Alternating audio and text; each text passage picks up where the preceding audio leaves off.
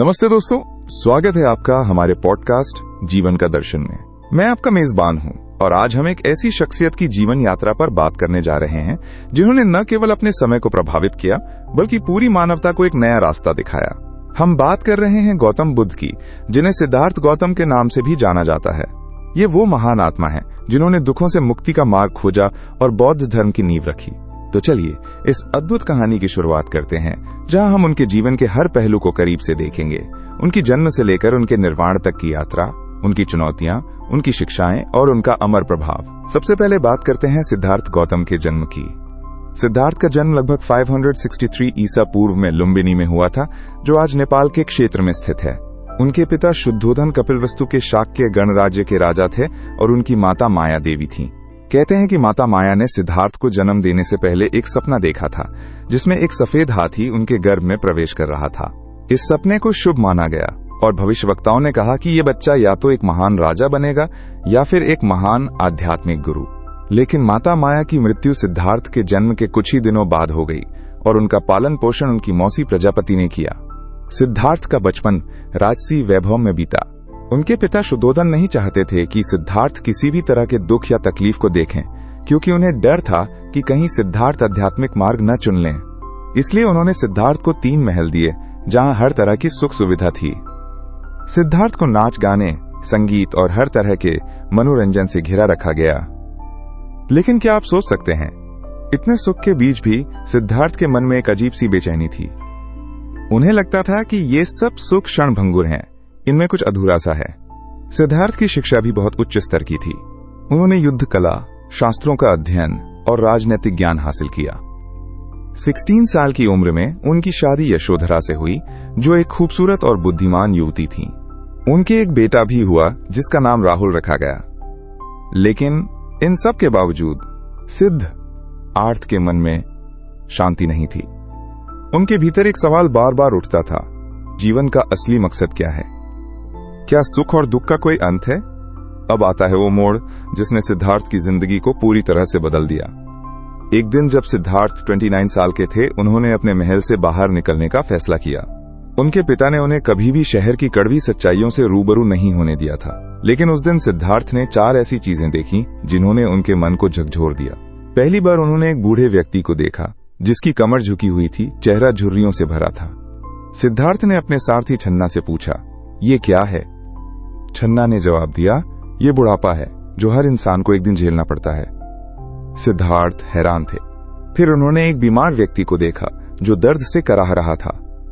छन्ना ने बताया कि बीमारी भी जीवन का हिस्सा है। इसके बाद उन्होंने एक मृत शरीर को देखा, जिसे लोग अंतिम संस्कार के लिए ले जा रहे थे। मौत का यह दृश्य सिद्धार्थ के लिए एक बड़ा झटका था। और आखिर में उन्होंने एक सन्यासी को देखा जो शांत और संतुष्ट दिख रहा था।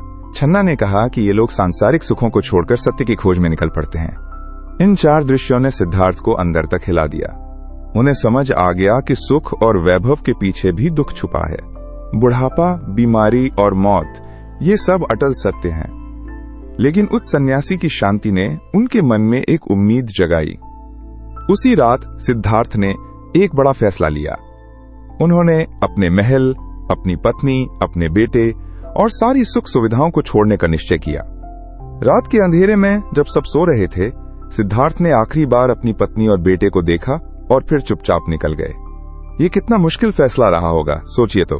एक पिता और पति होने के नाते उनका मन बार बार लौटने को कह रहा होगा, लेकिन उनके भीतर की सत्य की खोज इतनी प्रबल थी कि उन्होंने सब कुछ त्याग दिया। सिद्धार्थ अब एक भिक्षु बन गए। उन्होंने अपने राजसी वस्त्र उतार दिए, अपने बाल काट दिए और सन्यासी का जीवन शुरू कर दिया। उनकी पहली कोशिश थी कि वो सत्य को समझने के लिए कठोर तपस्या करें।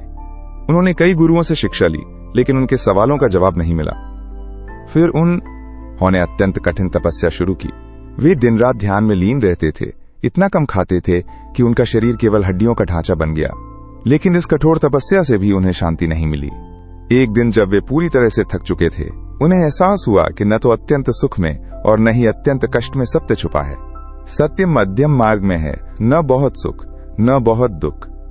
इसके बाद सिद्धार्थ बोध गया पहुंचे, जहां उन्होंने एक पीपल के पेड़ के नीचे ध्यान लगाने का फैसला किया। उन्होंने प्रण लिया कि जब तक उन्हें सत्य की प्राप्ति नहीं हो जाती, वे इस जगह से नहीं हटेंगे। और फिर कई दिनों की गहरी समाधि के बाद 35 साल की उम्र में एक पूर्णिमा की रात को उन्हें ज्ञान की प्राप्ति हुई। वे अब सिद्धार्थ नहीं रहे, वे बन गए गौतम बुद्ध यानी जागृत आत्मा।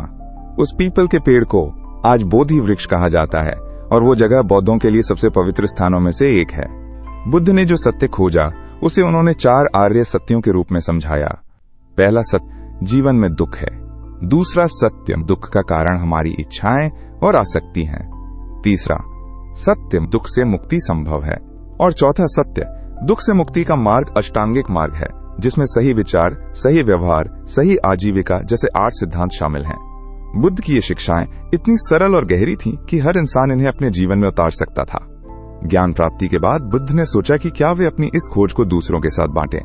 पहले तो उन्हें लगा कि लोग शायद इसे न समझें, लेकिन फिर उन्होंने फैसला किया कि वे अपनी शिक्षाओं को फैलाएंगे। सबसे पहले वे सारनाथ गए, जहां उन्होंने अपने पहले 5 शिष्यों को उपदेश दिया। इसे धर्म चक्र प्रवर्तन कहा जाता है, यानी धर्म के पहिए को घुमाना। इसके बाद बुद्ध ने अगले 45 साल तक भारत के अलग अलग हिस्सों में घूम घूम कर अपनी शिक्षाएं दी। उन्होंने राजाओं, गरीबों, ब्राह्मणों, शूद्रों सबको एक समान समझा। उनके लिए कोई ऊंच नीच नहीं थी। बुद्ध की जिंदगी में कई चुनौतियां भी आईं। उनके चचेरे भाई देवदत्त ने उनसे जलन के कारण कई बार उनकी हत्या की कोशिश की। एक बार तो देवदत्त ने एक जंगली हाथी को बुद्ध पर छोड़ दिया, लेकिन बुद्ध की शांति और करुणा ने उस हाथी को भी शांत कर दिया। इसके अलावा उस समय के कई ब्राह्मणों और अन्य धार्मिक गुरुओं ने बुद्ध की शिक्षाओं का विरोध किया, क्योंकि वे कर्मकांडों और जातिवाद को नहीं मानते थे।